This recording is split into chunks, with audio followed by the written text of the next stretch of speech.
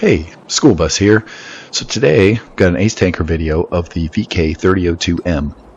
And this was the first prototype built by the MAN company that later got selected and became the Panther tank that we all know and love. Alright, let's take a look on Tanks GG at the VK3002M. How does it compare to the other class-leading Tier 6 medium tanks? So we got the E8 Sherman, the T-3485, and the Cromwell. From a DPM standpoint, it's kind of mid-pack. Penetration, it's the best. Damage, mid-pack. Where things get kind of interesting is gun handling. As with many German mediums, it has great gun handling and beats out the competition in almost every single way.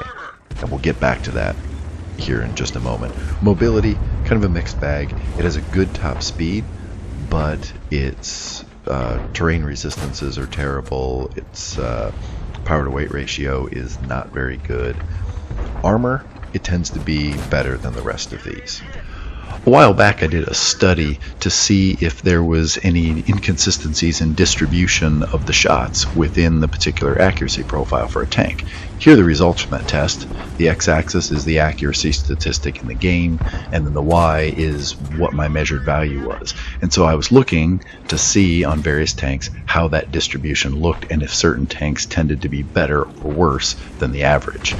So right now though, what I'm curious is how does that VK3002M stack up? And you will notice it looks really good because it's up there competing with Tier 8 and Tier 9 tanks, some of them even TDs.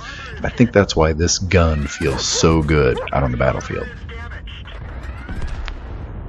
So getting back to the action here, you just saw me taking shots at that OI, and now the KV2 is getting brave and moving in here on me. And I just love the way this gun can pick at the weak spots on the armor. Now you don't want to stand in front of those tanks for too long, so you saw there I was keeping my shot window pretty narrow. I didn't want them getting a chance to take a shot on me. Now it seems like it's time to push in here, move up, and start kind of going into mop-up mode, I guess you could say, for this round. So first track this guy. Somebody else gets the other shot on him, which is kind of a bummer. I was hoping to farm some damage there. Now I'm going to move in here on the KV2, and I just wanted to make sure he wasn't looking right at me before I jumped out and went after him. Kind of wish I'd been a little more aggressive, might have gotten another shot there.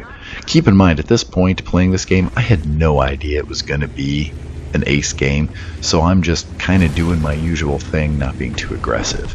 I make a bit of a misplay here, and I push too far down this street after the OI, and I hope that he's distracted, and then he's not. I get hit by artillery.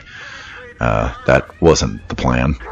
But now at this point, I figure there's no way I can back up and get away from him, so I go ahead and just move in close to make sure all of my shells hit, and I hope that I can kill him before he reloads. But I chicken out, and I decide to duck back in under cover. Now what I end up doing here is I go right into the gun sights of the Ike 90, and he's probably about ready to shoot me when he blows up. So that was kind of lucky.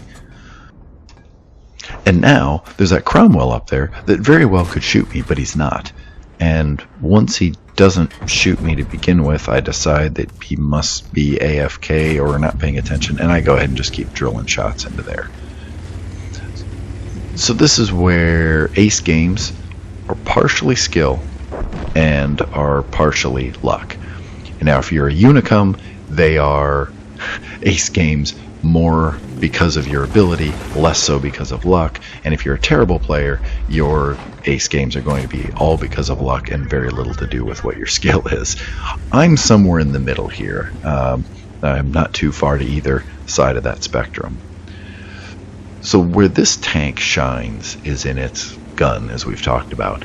And so when you get into these end of game scenarios, the main thing you want to do is get yourself into the sight lines of where the enemy tanks are probably going to appear so that you can start taking shots. And that's true with any tank, but with this one, its lack of outright speed means you're not going to get up in the face of them. So you need to do things like this here. Get up on some high ground. I'm also trying to get some cap points, and that way now there's no hills in my way and I can start taking these shots. Now this could have gone very badly. It has gone badly for me before. M12s are kind of accurate, but he misses. we get them all down, and that's the game. So let's go check out the post-game stats and see how this all shook out. So, no surprise, Ace Tanker did manage to secure the high caliber, which is kind of cool. Looking at the team stats, did take the top spot on the team, which usually happens when you have Ace Tankers. And yeah, overall, not a real exciting game, but still cool. It was my ace in this tank. So, hope you enjoyed this video. Please subscribe to the channel if you haven't already. It really does help me out. And exciting news, I believe we had our first female subscriber last week. So I don't know if that means we need to up our game around here or what, but anyway, thanks to all of you who have subscribed, and I hope you continue watching the videos on this channel. Thanks a lot. Bye.